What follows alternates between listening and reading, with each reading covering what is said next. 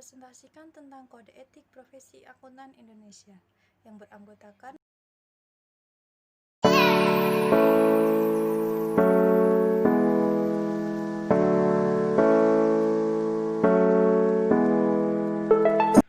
profesi angkutan.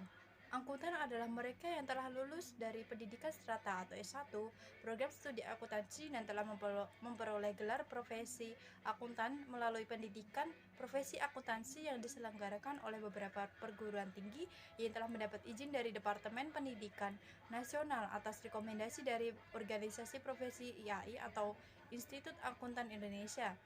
Pada skema karir seorang akuntan, terdapat pada dua sektor profesi akuntan. Yang pertama ada sektor swasta dan yang kedua ada sektor publik atau pemerintah.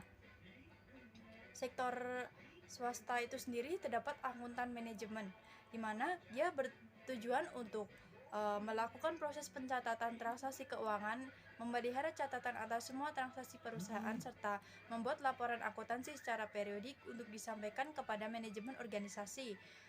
Dalam laporan akuntansi itu sendiri terdapat dua jenis. Yang pertama ada laporan akuntansi manajemen dan yang kedua ada laporan keuangan. Laporan keuangan itu sendiri dibedakan menjadi 5. Yang pertama ada neraca atau balance sheet, dan yang kedua ada laporan laba rugi, dan yang ketiga ada catatan atas laporan keuangan atau CALK, dan yang keempat ada laporan perubahan ekuitas atau laporan perubahan modal, dan yang terakhir ada laporan arus kas. Fungsi dari laporan keuangan itu sendiri, dia sebagai alat pertanggungjawaban manajemen tentang kinerja organisasi yang dikelola pada para pemangku kepentingan, di mana akuntan manajemen itu sendiri dia diawasi oleh audit internal atau auditor internal, yang di mana seorang audit internal ini tidak harus berlatar belakang akuntansi, dia juga bisa non akuntansi. Pada perusahaan-perusahaan besar biasanya terdapat unit organisasi yang disebut sebagai departemen atau bagian audit internal, yang mana ruang lingkupnya meliputi beberapa jenis audit seperti audit keuangan, kemudian ada audit manajemen atau operasional, kemudian ada audit ketaatan, investigasi khusus, audit sistem informasi, dan lain sebagainya.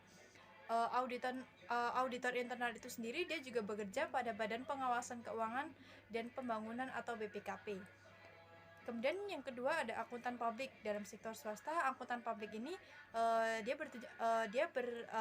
bertujuan untuk sebelum laporan keuangan yang diterbitkan oleh manajemen tadi sebagai alat pertanggungjawabannya kepada para pemangku kepentingan, perlu ada jaminan bahwa laporan keuangan itu telah disajikan secara wajar, di mana pihak akuntan publik ini dia sebagai pemeriksa laporan keuangan perusahaan sebelum diterbitkan sebagai alat pertanggungjawaban manajemen. Karena perannya yang sangat strategis, maka profesi akuntan publik ini diawasi oleh organisasi profesi itu sendiri dan juga diawasi oleh beberapa institut pemegang otoritas seperti di Indonesia melalui Departemen Keuangan Republik Indonesia dan Badan Pengawas Pasar Modal dan Laporan Keuangan atau BAPEPAM-LK, serta juga ada Public Company Accounting Oversight Board atau PCAOB.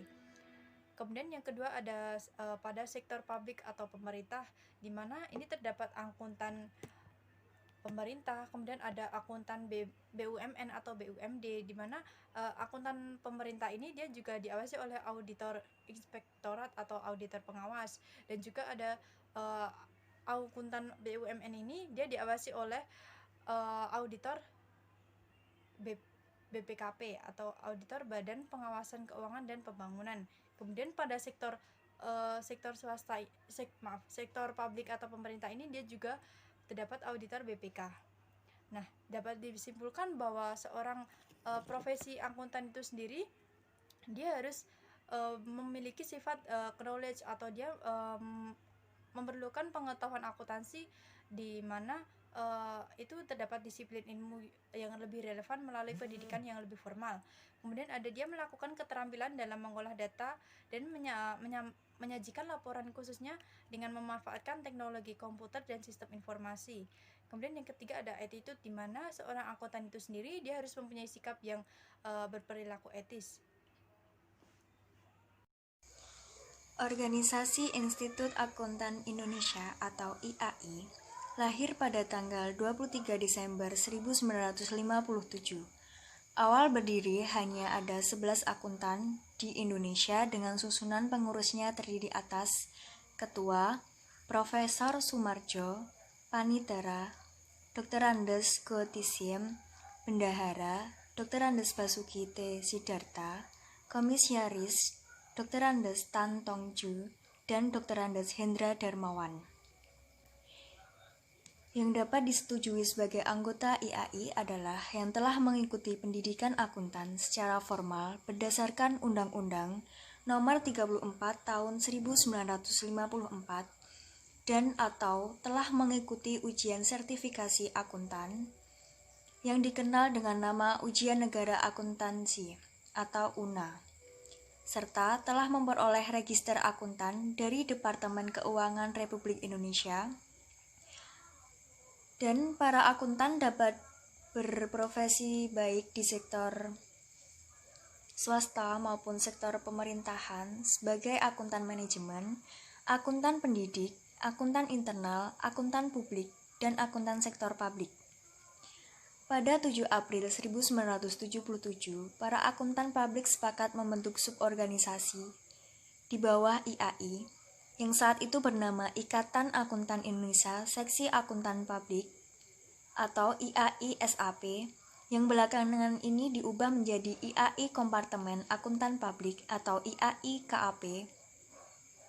Dan akuntan lainnya juga membentuk suborganisasi sesuai spesialisasinya seperti IAI Kompartemen Akuntan Pendidik atau IAI KAPD, IAI Kompartemen Akuntan Manajemen atau IAI KAM, dan IAI Kompartemen Akuntan Sektor Publik atau IAI KASP. Ikatan Akuntan Indonesia berganti nama menjadi Institut Akuntan Indonesia karena makin besarnya organisasi dan makin kompleksnya permasalahan yang dihadapi, maka dipimpin oleh satu badan pengurus yang disebut Dewan Pengurus Nasional atau DPN.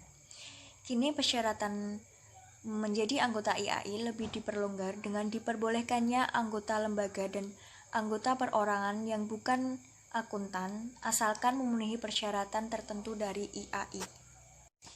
Struktur etika Institut Akuntan Indonesia, yaitu tujuan profesi akuntan yaitu untuk memenuhi tanggung jawabnya dengan standar profesionalisme tinggi dan mencapai tingkat kinerja tertinggi dengan orientasi kepada kepentingan publik. Untuk mencapai tujuan tersebut, ada 4 kebutuhan dasar yang harus dipenuhi atau Prosiding Kongres 8 IAI tahun 1998, yaitu yang pertama, kredibilitas. Masyarakat membutuhkan kredibilitas informasi dan sistem informasi. Yang kedua, profesionalisme. Diperlukan individu yang dengan jelas dapat diidentifikasikan oleh pemakai jasa akuntan sebagai profesional di bidang akuntansi. Yang ketiga, kualitas jasa. Keyakinan bahwa semua jasa yang dapat diperoleh dari akuntan itu sendiri yaitu diberikan dengan standar kinerja tertinggi. Sedangkan yang keempat yaitu kepercayaan. Pemakai jasa akuntan harus bisa merasa yakin bahwa terdapat kerangka etika profesional yang melandasi pemberian jasa oleh akuntan. Ada faktor kunci citra profesi akuntan yaitu keberadaan dan perkembangan profesi akuntan itu sendiri ditentukan oleh tingkat kualitas jasa dan tingkat ketaatan serta kesadaran para akuntan dalam mematuhi kode etik profesi akuntansi. Struktur kode etik IAI terdiri atas 4 bagian yang disusun berdasarkan struktur atau jenjang atau hierarki, yaitu yang pertama, prinsip etika. Disusun oleh IAI dan disahkan dalam rapat anggota IAI. Prinsip etika merupakan kerangka dasar bagi penyusunan aturan etika semua kompartemen atau institusi profesi sejenis. Prinsip etika berlaku bagi semua anggota IAI. Untuk yang kedua yaitu aturan etika. Merupakan pedoman perilaku bagi semua anggota kompartemen atau institut yang sejenis seperti IAPI, IAI KAPD, IAI KAM, dan IAI KASAP. Aturan etika disusun oleh masing-masing kompartemen atau institut profesi sejenis dan disahkan dalam rapat anggota kompartemen atau institut yang bersangkutan. Yang ketiga yaitu interpretasi aturan etika, merupakan penafsiran penjelasan lebih lanjut atas hal-hal, isu-isu, dan pasal-pasal yang diatur dalam aturan etika yang dianggap memerlukan penjelasan agar tidak terjadi perbedaan pemahaman atas aturan etika yang dimaksud. Interpretasi etika dikeluarkan oleh suatu badan yang dibentuk oleh pengurus kompartemen atau institut yang bersangkutan. Selanjutnya saya akan melanjutkan presentasi dari Saudari Adila Putri. Masuk ke slide selanjutnya, ini ada prinsip etika IAI yang terdiri dari 8 prinsip. Yang pertama ada tanggung jawab profesi, yaitu dalam menjalankan tanggung jawabnya sebagai profesional, setiap anggota harus senantiasa menggunakan pertimbangan moral dan profesional dalam semua kegiatan yang dilakukannya. Yang kedua itu kepentingan publik. Nah, setiap anggota ini berkewajiban untuk senantiasa bertindak dalam kerangka pelayanan kepada publik, menghormati kepercayaan publik, dan menunjukkan komitmen dan profesionalitas. Yang ketiga ada integritas, dan yang keempat ada objektivitas. Yang kelima ada kompetensi dan kehati-hatian profesional. Yang ke-6 ada kerahasiaan. Yang ke-7 ada perilaku profesional. Yang ke-8 ada standar teknis. Setelah masuk dari prinsip etika IAI, selanjutnya terdapat struktur etika Institut Akuntan Indonesia. Yang pertama itu ada prinsip etika yang disahkan Kongres IAI untuk seluruh anggota IAI. Selanjutnya ada aturan etika yang disahkan oleh rapat anggota kompartemen atau institut profesi sejenis. Yang ketiga, interpretasi etika yang dilaksanakan oleh pengurus atau kompartemen atau institut profesi sejenisnya. Yang selanjutnya ada tanya jawab, itu Dewan Standar Profesi Kompartemen atau institut profesi sejenis. Selanjutnya terdapat rangka kode etik IAI dan IAPI. Nah, ini terdapat bagian atas sendiri itu IAI pusat yang menerapkan prinsip etika yang ada 8 prinsip tadi ya, dan membawahi aturan etika pada IAI KAP.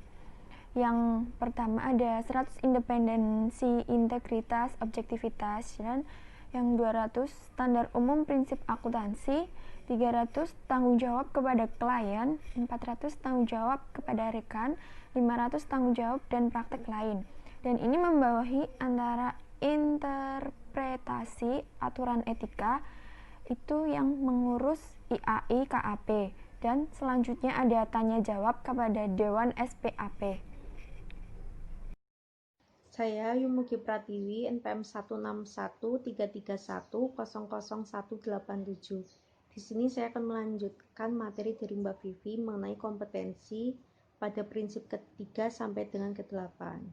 Bisa dilihat di buku, tertera setiap anggota harus melaksanakan jasa profesionalnya dengan kehati-hatian, kompetensi, dan ketekunan, serta mempunyai kewajiban untuk mempertahankan pengetahuan dan keterampilan profesional pada tingkat yang diperlukan untuk memastikan bahwa klien atau pemberi kerja memperoleh manfaat dari jasa profesional yang kompeten berdasarkan perkembangan praktik, legislasi, dan teknik yang paling mutakhir.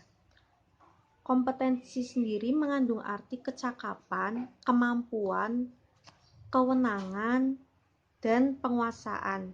Dengan demikian, kompetensi dapat diartikan sebagai penguasaan dan kemampuan dalam menjalankan profesinya sehingga mampu menumbuhkan kepercayaan publik.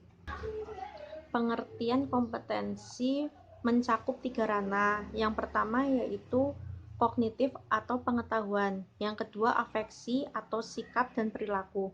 Afeksi ini meliputi etika, kecerdasan emosional, dan spiritual.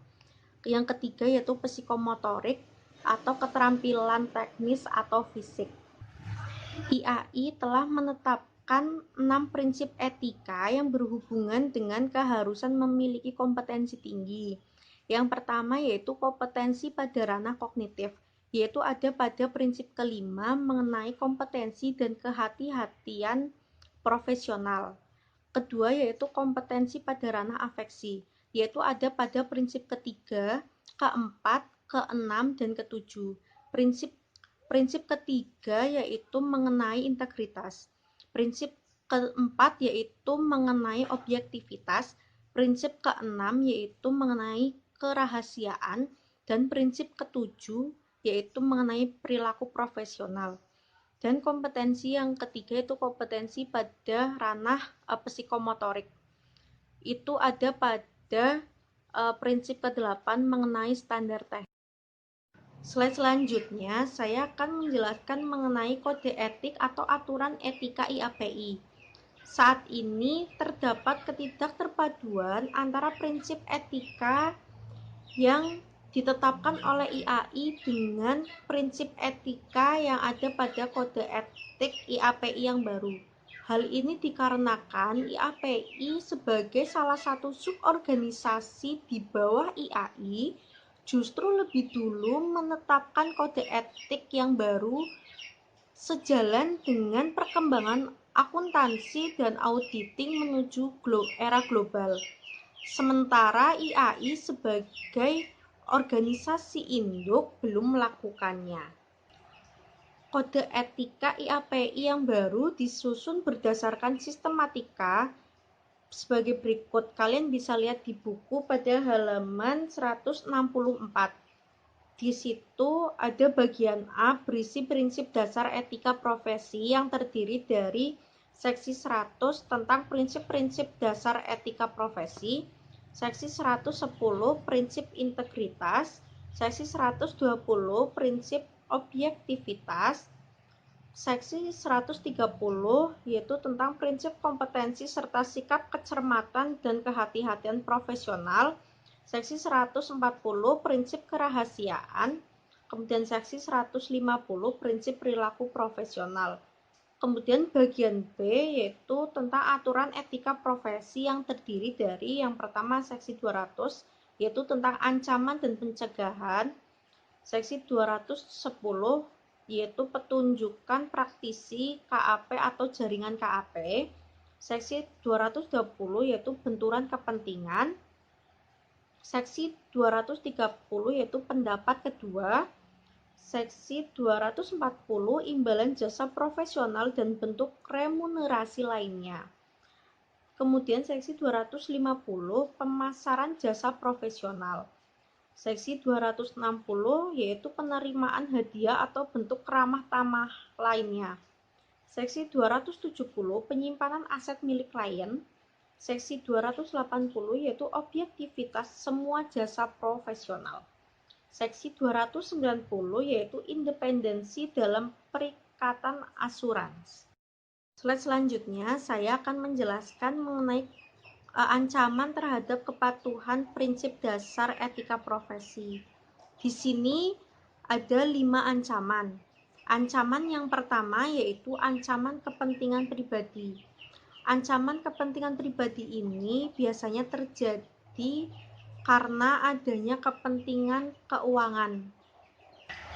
Ancaman yang kedua yaitu ancaman telah pribadi. Ancaman ini terjadi ketika pertimbangan yang diberikan sebelumnya harus dievaluasi kembali oleh praktisi yang bertanggung jawab atas pertimbangan tersebut. Yang ketiga yaitu ancaman advokasi. Ancaman ini terjadi ketika kurangnya objektivitas praktisi dalam menyatakan sikap dan pendapatnya.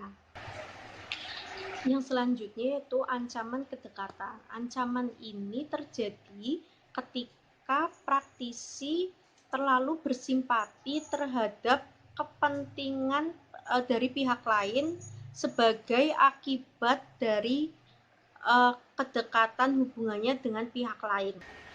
Ancaman yang terakhir yaitu ancaman intimidasi. Ancaman ini terjadi ketika praktisi dihalangi untuk bersikap objektif. Untuk mencegah atau mengurangi ancaman tersebut dapat dilakukan melalui pencegahan yang dibuat oleh profesi, perundang-undangan, dan peraturan. Bisa juga melalui pencegahan dalam lingkungan kerja. Slide selanjutnya akan dijelaskan oleh rekan saya. Saya Nida Pandita, NPM 138. Di sini saya akan melanjutkan presentasi yaitu mengenai pengaturan dan perizinan KAP. Nah, karena perannya yang sangat strategis di dalam bisnis dan perekonomian suatu negara, maka pengaturan dan pengawasan terhadap keberadaan dan kinerja KAP tidak cukup hanya dilakukan oleh organisasi profesi itu sendiri.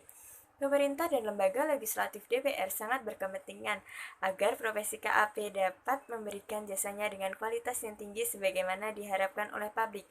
Wujud campur tangan pemerintah dan lembaga legislatif ini dapat dilihat melalui produk peraturan dan perundang-undangan serta pembentukan badan atau lembaga pemerintah antara lain. Yang pertama ada Undang-Undang Nomor 34 Tahun 1954 tentang pemberian gelar akuntan. Yang kedua ada Undang-Undang Nomor 5 Tahun 2011 tentang akuntan publik. Yang ketiga ada Surat Keputusan Menteri Keuangan Nomor 423/KMK.06/2002 tentang jasa akuntan publik.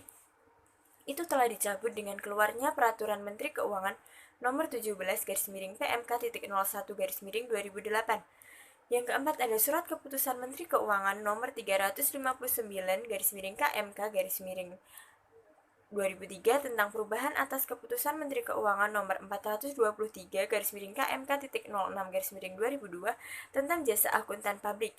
Itu telah dicabut dengan keluarnya Peraturan Menteri Keuangan Nomor 17/PMK.01/2008. Selanjutnya ada Peraturan Menteri Keuangan Nomor 17/PMK.01/2008 tentang jasa akuntan publik. Itu juga telah dicabut dengan keluarnya Undang-Undang Nomor 5 Tahun 2011, kecuali ketentuan-ketentuan tertentu dalam masa peralihan. Selanjutnya juga ada Peraturan Badan Pengawas Pasar Modal dan Lembaga Keuangan atau BAPEPAM LK yang sekarang berubah menjadi OJK atau Otoritas Jasa Keuangan. Itu berhubungan dengan audit atas laporan keuangan perusahaan-perusahaan yang sedang dan telah menjadi perusahaan publik dan peraturan perundang-undangan lain yang relevan. Selanjutnya yaitu ada badan atau lembaga yang berkepentingan langsung untuk melakukan pembinaan dan pengawasan atas kinerja profesi akuntan. Antara lain yang pertama ada Menteri Keuangan Republik Indonesia, yang kedua ada Quality Review oleh Direktur Jenderal Lembaga Keuangan, Departemen Keuangan Republik Indonesia, yang ketiga ada Institut Akuntan Indonesia atau IAPI dan Kopartemen-Kopartemen IAI yang terkait. Yang keempat ada Dewan Kehormatan IAPI, yang kelima ada Dewan Review Mutu IAPI, dan yang keenam ada BAPEPAM LK atau Otoritas Jasa Keuangan. Di slide selanjutnya itu ada perbedaan Undang-Undang Akuntan Publik Nomor 5 Tahun 2011 dengan PMK 17/PMK.01/2008. Itu ada macam-macam substansi yang diatur, ada jenis jasa, proses menjadi akuntan publik, rotasi audit, izin AP asing, bentuk usaha KAP, dan yang lainnya. Itu bisa teman-teman baca juga. Itu ada di buku Etika Bisnis halaman 169. Di slide selanjutnya yaitu ada garis besar Undang-Undang Nomor 5 Tahun 2011 tentang akuntan publik yang terdiri dari 16 bab dan 62 pasal dengan sistematika. Yang di bab pertama itu ada ketentuan umum, itu terdapat pada pasal 1-2. Bab kedua ada bidang jasa, pasal 3-4. Di bab ketiga ada perizinan akuntan publik, itu di pasal 5-11. Di bab 4 ada kantor akuntan publik, di pasal 12-23. Di bab kelima ada hak, kewajiban, dan larangan di pasal 24-31. Yang keenam ada penggunaan nama KAP di pasal 32. Bab ketujuh ada kerjasama KAP di pasal 33-40. Di bab 8 ada biaya perizinan di pasal 41-42. Di bab 9 ada asosiasi profesi AP di bab 43-44. Bab 10 ada komite profesi AP di bab 45 di pasal 45-48. Di bab 11 ada pembinaan dan pengawasan pada pasal 49 sampai 52. Di bab 12 ada sanksi administratif, ada di pasal 53 sampai 54. Di bab 13 ada ketentuan pidana di pasal 55 sampai 57. Bab 14 ada kadaluarsa tuntutan atau gugatan di pasal 58. Di bab 15 ada ketentuan peralihan pada pasal 59. Dan di bab 16 itu ada ketentuan penutup pada pasal 62 sampai 60 sampai 62. Studi kasus 9 KAP yang diduga melakukan kolusi dengan kliennya. Jakarta, 19 April 2001. Indonesia Corruption Watch (ICW) meminta pihak kepolisian mengusut 9 kantor akuntan publik yang berdasarkan laporan Badan Pengawas Keuangan dan Pembangunan (BPKP) diduga telah melakukan kolusi dengan pihak bank yang pernah diauditnya antara tahun 1995 sampai dengan 1997. Koordinator ICW, Teten Masduki, kepada wartawan di Jakarta, Kamis mengungkapkan, berdasarkan temuan BPKP, 9 dari 10 KAP yang melakukan audit terhadap sekitar 36 bank bermasalah ternyata tidak melakukan pemeriksaan sesuai dengan standar audit. Hasil audit tersebut ternyata tidak sesuai dengan kenyataan, sehingga akibatnya mayoritas bank-bank yang diaudit tersebut termasuk di antara bank-bank yang dibekukan kegiatan usahanya oleh pemerintah sekitar tahun 1999. KAP tersebut adalah AI dan R, HT dan M, H dan R, JM dan R, PU dan R, RY, S dan S, SD dan R, dan RBT dan R. Dengan kata lain, ke-9 KAP itu telah menyalahi etika profesi. Kemungkinan ada kolusi antara kantor akuntan publik dengan bank diperiksa untuk memoles laporannya, sehingga memberikan laporan palsu. Ini jelas suatu kejahatan, ujarnya. Karena itu, ICW dalam waktu dekat akan memberikan laporan kepada pihak kepolisian untuk melakukan pengusutan mengenai adanya tindak kriminal yang dilakukan kantor akuntan publik dengan pihak perbankan. ICW menduga hasil laporan KAP itu bukan sekedar human error atau kesalahan dalam penulisan laporan keuangan yang tidak disengaja, tetapi kemungkinan ada berbagai penyimpangan dan pelanggaran yang dicoba ditutupi dengan melakukan rekayasa akuntansi. Teten juga menyayangkan Dirjen Lembaga Keuangan tidak melakukan tindakan administratif meskipun pihak BPKP telah menyampaikan laporannya. Karena itu kemudian ICW mengambil inisiatif untuk mengekspos laporan BPKP ini karena kesalahan 9 KAP itu tidak ringan. Kami mencurigai ke-9 KAP itu telah melanggar standar audit sehingga menghasilkan laporan yang menyesatkan masyarakat. Misalnya, mereka memberi laporan bank tersebut sehat, ternyata dalam waktu singkat bangkrut. Ini merugikan masyarakat. Kita mengharapkan ada tindakan administratif dari Departemen Keuangan, misalnya mencabut izin kantor akuntan publik itu, tegasnya. Menurut Teten, ICW juga sudah melaporkan tindakan dari ke-9 KAP tersebut kepada Majelis Kehormatan Ikatan Akuntan Indonesia atau IAI dan sekaligus meminta supaya dilakukan tindakan etis terhadap anggotanya yang melanggar kode etik profesi akuntan. Nah, pertanyaannya, berdasarkan pada kasus di atas, simpulkan pelanggaran apa yang sudah dilanggar oleh KAP